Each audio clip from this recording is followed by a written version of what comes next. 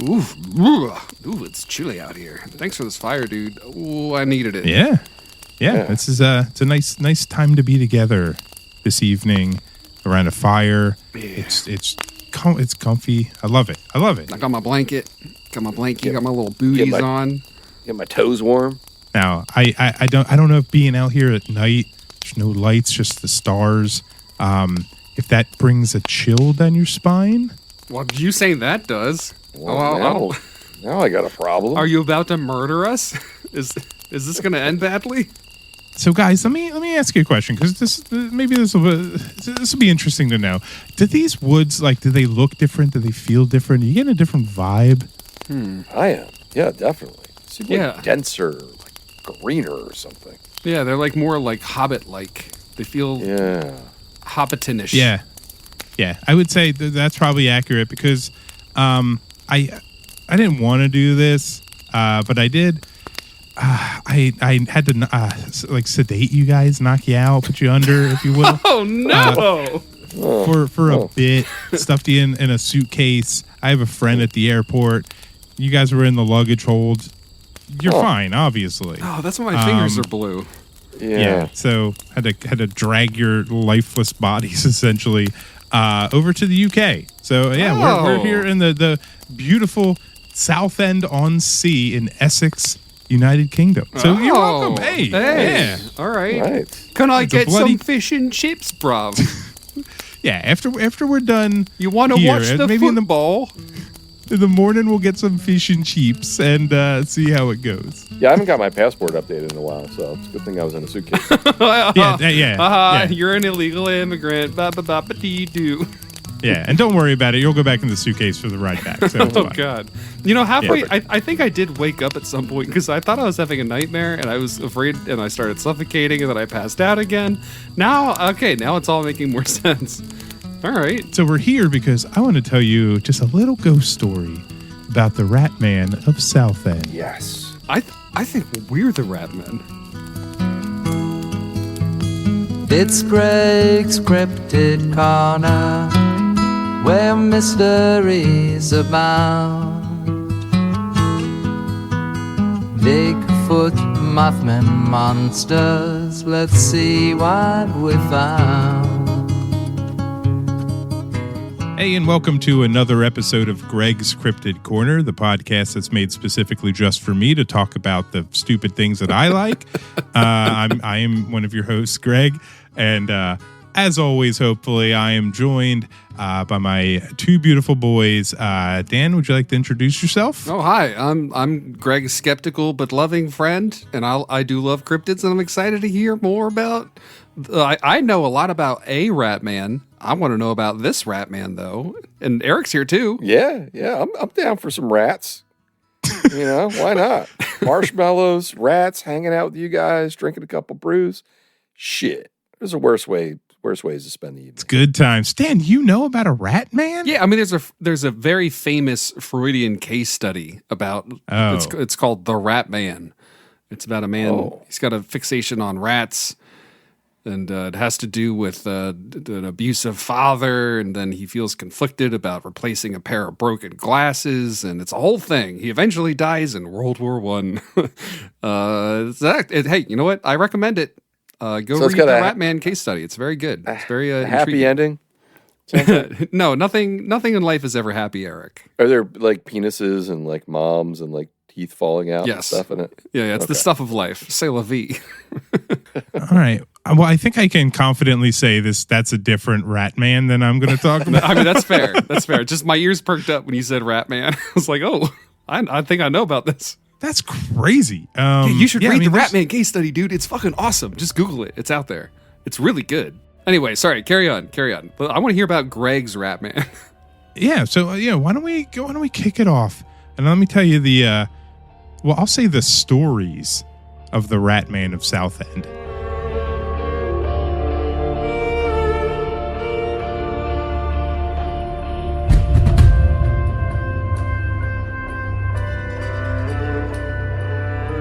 So I want you to picture yourselves walking down a busy street, and you make your way down to one of the underpass tunnels by Victoria Station here in Southend. You made me think of Victoria's Secret. Sorry, I'm distracted. That's fine. That happens. Right. Now Yep. Yeah, give me that pillow. Now, it's dark out. You're tired. You're probably a little drunk from drinking warm beer all day, but you soldier on. As you walk through the tunnel, you feel someone or something watching you. From under the sound of the traffic above, you hear scratching on the walls. Now, you've heard something similar before, but this is different. It sounds bigger, stronger, stranger. Now, suddenly you hear loud squeals and squeaks. From the corner of your eye, you see a figure in the shadows. It's the size of a man, but you can make out claw-like hands and a long, thin tail. You run back through the entrance of the tunnel because you just nope out of there. You're done. But you know that you just found yourselves in the presence of the Ratman of Southend. Oof. Wait, paint me a picture. He's as big as a man? Yeah, he's a rat man. So okay. So head like a rat, body like a rat? Body like a he's a rat size. He's a man-sized rat. I thought he had like a little like 3-piece suit on. Yeah, like a monocle and a top hat. He would was be like called the Rat Gentleman. You got to paint me a picture. Is this a man that's like a rat, or is this a rat the size of a man? It is a. Well, you know what? There's two stories about this rat man. Yes, right. yes. Complicate this shit. I love it. Yeah. Yes, and I think it's going to be different depending on the story that you believe. And I'm going to ask you at the end which one you think is the realist of the fake stories. All right, let's touch that reel. Let's go. Yeah. I'm in. Who says they're fake? I'm in. That's true. Yeah. So, let me tell you the ghost story first. So the ghost story is the most told version, and there's kind of it's like sub layers to this because there's two versions of this story, and they both involve a homeless man who basically sought refuge in this underpass to escape the cold. Now, one story says that he was attacked by a group of teenagers who beat him up, stole his blanket, essentially leaving him to die. Rude. And being in the cold, he succumbed to his injuries and the freezing temperatures. He died, and then rats came and gnawed at his corpse, specifically his face. Now, since then, there's been eerie occurrences have been reported in the underpass, including hearing those high-pitched squeals and the sound of claws scraping along the walls. And people have also claimed to have seen a ghostly, rat-like figure lurking in the shadows, believed to be the restless spirit of the old man. So it's either he died because he got beaten and he froze to death, or he just froze to death. Okay. So that's kind of the two layers there. Either way, a homeless man died in this tunnel, and he's now haunting it. Yeah, because he got eaten by ghosts. Or no, he's got eaten by rats. Could you imagine getting eaten by a ghost? It'd be cool is if he haunted it, but he had a bunch of like rat ghosts hanging off his face. Maybe he does. Yeah. Continuously just eating him over and over again. I think that's the most realistic part of the story is that if I was to eat a person, I would probably start on their cheeks. Yeah. Yeah. It's like the most succulent little bit, you know? Tender. Which cheeks, though? The face cheeks, Greg. Oh, okay. Well, listen, the butt cheeks have some good meat on them. I mean, that's true, but it's the butt. You know, I think I would start with the face and I'd end up at the butt eventually. The butt, I would do the cheeks for Easter and then I would save the butt for Thanksgiving. Oh, all right. Oh, yeah. That's a nice Thanksgiving. Yeah. Right there, just having a plump roasted butt. But I do, the table. I do like Eric. I like the picture that you're spinning here. My imagination, so it would be like the homeless man as he's taking long trotting steps towards you. His head is just a writhing mass of like twirling rodents running around it, eating. And you can see the head cave in as the rats eat it. And then it grows back up and then it caves back in and then it grows back up. So it's like the rats are eating it. And I like that. That's a cool image. That's neat. The screaming and the clawing is like him trying to get out of the tunnel. So you think he should be constantly being eaten by rats, and he's he's a ghost, but he's in hell. Yeah, that's like a Prometheus thing. Yeah. Yeah. And the tragedy is that when he like stumbles on people under the bridge, like as a ghost that's being eaten by rats, like he reaches out to them for help. Like he needs like respite from the rat onslaught. But when he touches the person, the rats run down his arm and attack the person. Ooh. Right? So he doesn't mean to be attacking them. It's just that when he touches them, he like poisons them with his curse. Oh, did they eventually become rat people too? Well, there's an army of rat people under a bridge in the UK. Is Southend-On-Sea, is that just, could this be just a whole city of rat people? I mean, this is where the Black Plague, right? With the rats and all that shit. There might be some. That was fleas, right? That was spread by fleas, not rats. I read somewhere that it was mostly. Well, it was. I mean, what do fleas ride around on? They ride around. Well, they were coming from the rats. Yeah, I remember reading somewhere that the Black Plague was mostly gerbils or hamsters or something like that. That rats got a bad rap for that, but I don't know if that's true. I find that hard to believe. I think there was a movie called The Black Plague that starred Sean Bean. I never watched it. Yeah, I think there was a movie called Nosferatu that had the starred Sean Bean. yeah, Nosferatu. Could you imagine? with gerbils instead of rats. I mean, how are the gerbils like reproducing? Wouldn't they just die? Yeah, you think so? They would just eat their young. The plague would be over. Yeah, they're like the worst. Like they're worst animal to live like outdoors. You know. Yeah, because they're too prey, they're too cute to survive in the outdoors. Yeah. Gerbils aren't wild animals. Do you know there's places that eat gerbils? I couldn't do it. I love them too much. It'd be like eating a dog or like a baby. Oh, I don't know. I would try it. Why not? You eat chickens and cows and pigs. They're adorable. They're like sweet and loving. I'd eat them. All those animals are ugly. They deserve to be inside my belly. They're delicious. I wouldn't eat a horse. I wouldn't eat a dog. I wouldn't eat a person. Maybe an ugly person. Maybe I'd eat myself. I love life. I love animals. I was a vegetarian for a while. Yeah. Well, I guess I was more pescatarian for a while. Fuck fish. But that's just me and my bias against the ocean. Fuck the ocean. They can all die. It's too delicious. It's the scariest place on earth. Yeah, except for octopuses. They seem pretty dope. I can't eat an octopus. But you know what? For land-dwelling things, I'll eat them. I would try human. I would try eating a piece of human. Interesting. You heard it here first, folks. Next cannibal case you hear on the news. No, I would. If push comes to shove and only way for me to survive is to eat a human, chances are I'd be dead by that point anyway. I'm going to lay down the gauntlet for you guys. Here's the hypothetical. The hypothetical is you have a very close friend that you've known for years and years and years, and he is a Michelin star chef. And he has to go through surgery for one reason or another, and like his leg gets amputated. And he asks to keep his leg. And he takes his thigh, his amputated thigh, it's clean, it was sterile, the surgery went well, the meat is not infected, it's all clean. And he prepares a hunk of his thigh meat, Michelin style, like think who's the creepy guy that eats the farva beans? Hannibal Lecter? Yeah, think like Hannibal Lecter. Like he's an incredible chef, and he prepares it's not ethically dubious. It's his leg. He's cooking a chunk of his leg, and he offers you a bite, and it's like prepared as like a little amuse-bouche. It's got like a little sprig of some green shit on it. It's got little dollops of like some kind of cream you get to smear it in, and it looks like tasty and delicious. Would you take a bite? No. I don't think so. Really? Fuck, I would go back for seconds. Man, am I weird? The thing is, like, why would I? Why would I need to do that? Why would I don't you want to not? know.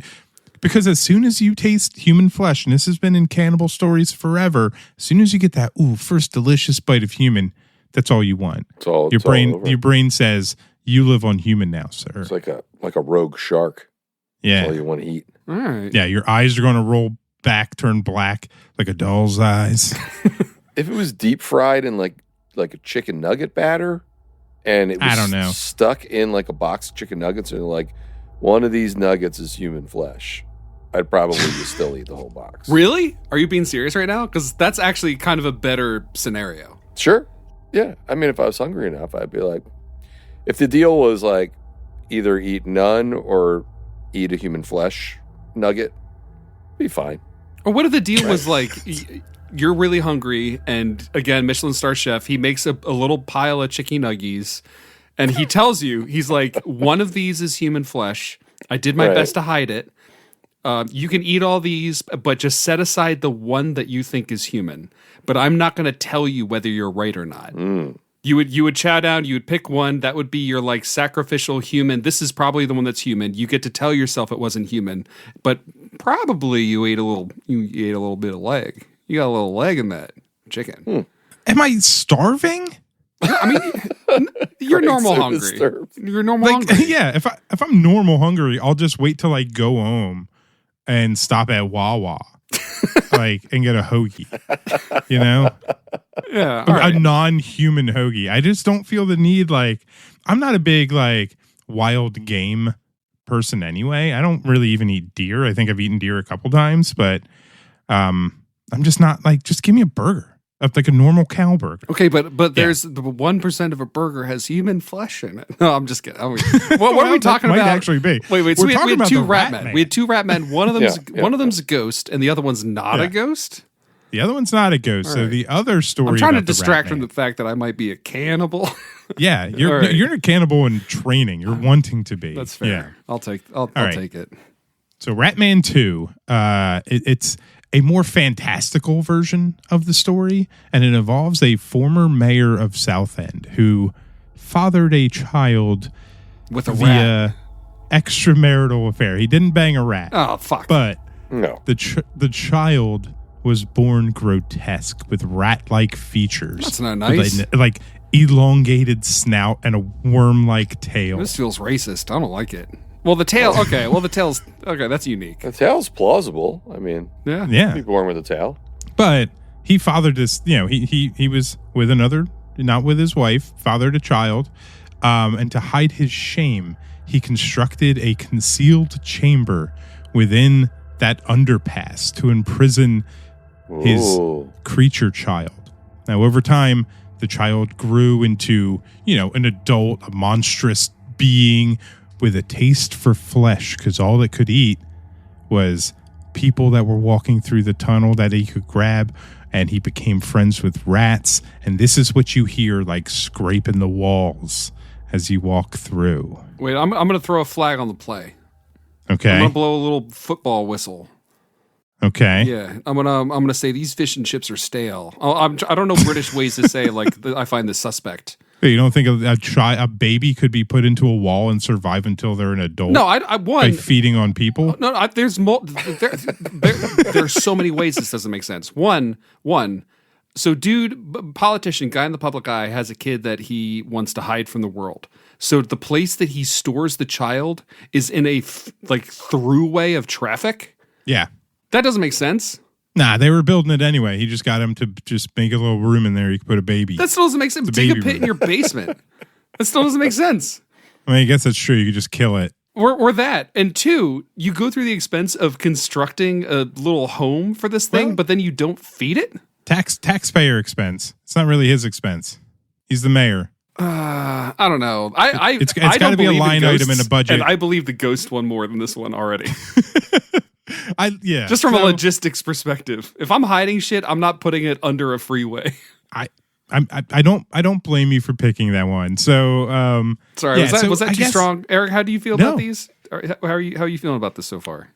Oh yeah, it's odd. I mean, I think it's cool, the concept of a deformed person being caged in a walkway where there's a bunch of traffic and has to eat people to live. That's cool. Do I think it's real? No. But I also feel like there's probably people that look like rats. Well, we saw the guy in Harry Potter that transforms into a rat, and I always thought he was perfectly cast because he does have very mouse-like features. He's all rat. Yeah, and he's British too. Yeah, I think the idea is cool. I like the ghost. I like both for different reasons. I don't think I feel like I need the politician thing, thrown in. Maybe it's just the other guy is a homeless guy too, but he just was born rat looking. I don't know. Yeah, it was a homeless baby. It was a homeless baby that got put into a tunnel that just decided to stay there. That grew up. Yeah. I think a lot of those cryptid stories are like a chained, deformed, whatever monster in a base. Like there's a version of the Jersey Devil that's like that. It was chained in the basement, and it was a baby that they were ashamed of, and then it, eventually escaped. I think there's probably a lot of origin stories that are similar. This one just happens to be in a very highly populated walkway, which is odd. It's a little odd. What's that? It's that whole the return of the repressed theory of like horror, where the thing that you refuse to think about, that you like repress inside of yourself, is the very thing that haunts you.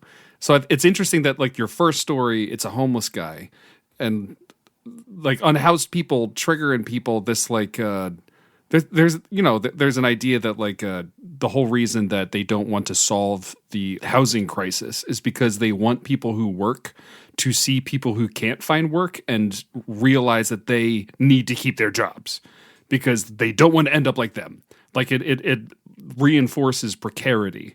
And when you hear stories about people attacking unhoused people, it's like, it's not that they hate the unhoused person necessarily, but they probably hate this idea of being reminded of their own precarity. They're angry at the system, but they have this person that they get to take it out on that represents the threat of the system. You know what I mean? But then the other story is with the politician, which is the other end of the spectrum of like the system is beating me down, and the reason that I'm in pain is because this politician, and the thing that's inflicting pain is the thing that he buried in the wall, like crumbling infrastructure, something like that. I don't know. They both seem to be like poking at something.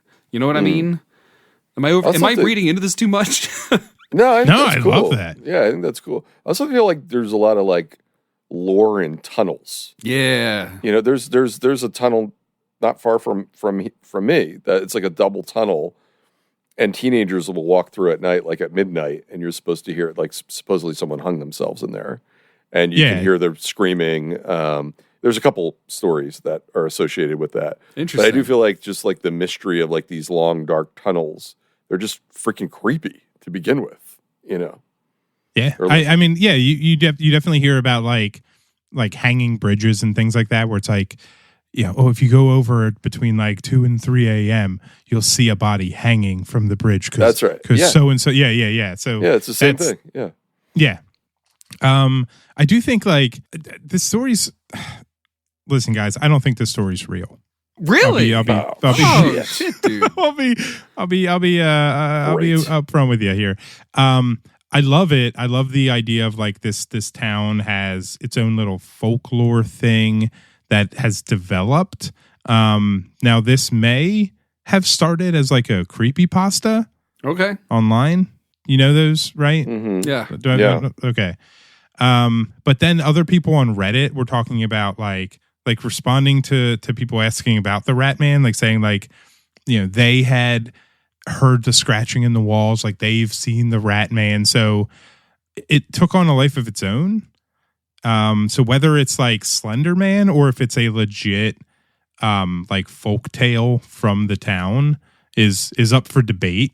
But if I had to lean towards one being the one that should be the story, it's the ghost story.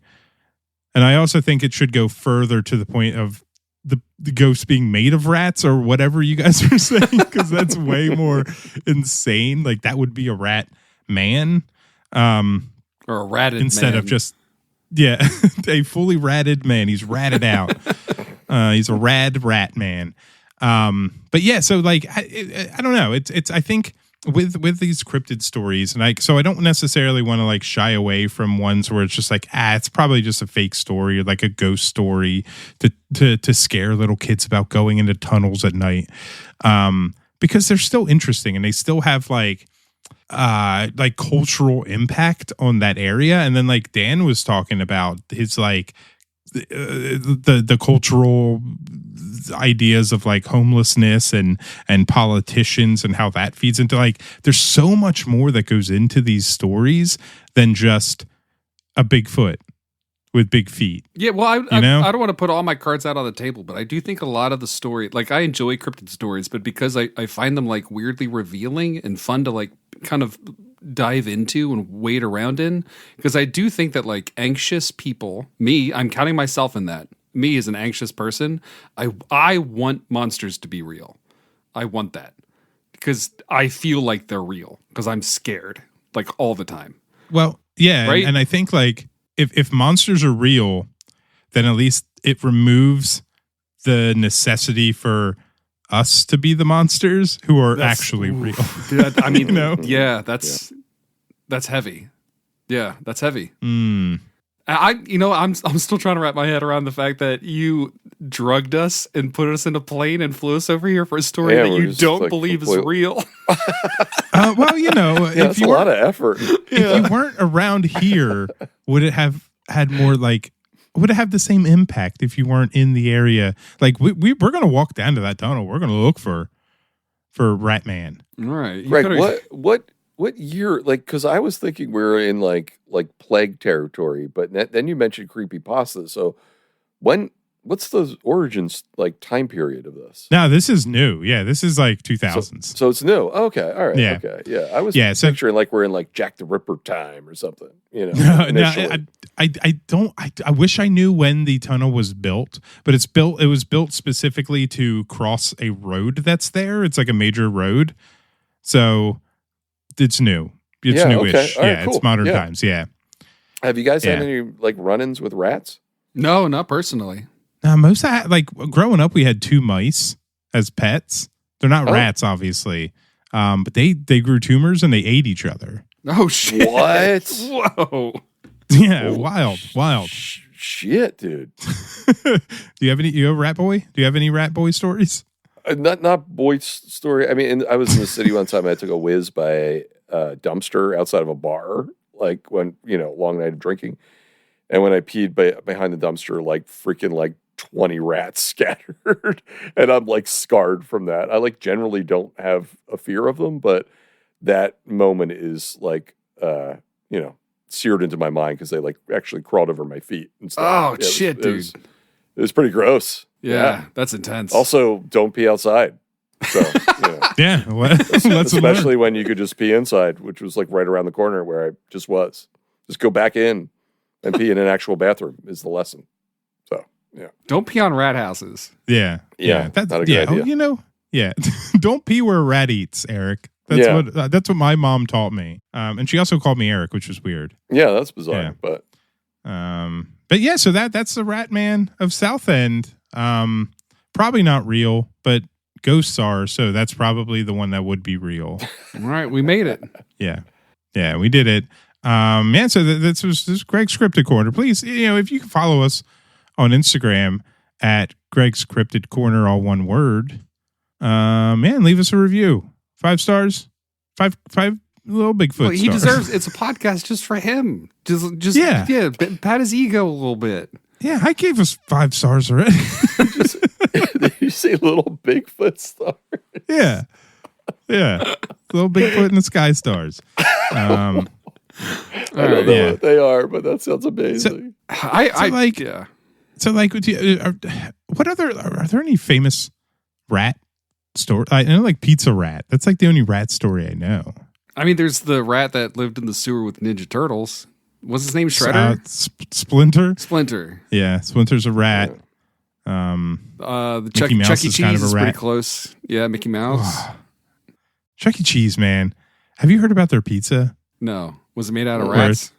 No. But apparently, if you order a pizza to go, you'll get pieces that don't fit in with the other pieces, it looks like they just take old pieces and pop them into a box. Barf. And thanks. Weird. Yeah. Yeah, I don't want that. But yeah, I think we need more rats in our life. Yeah, I think rats.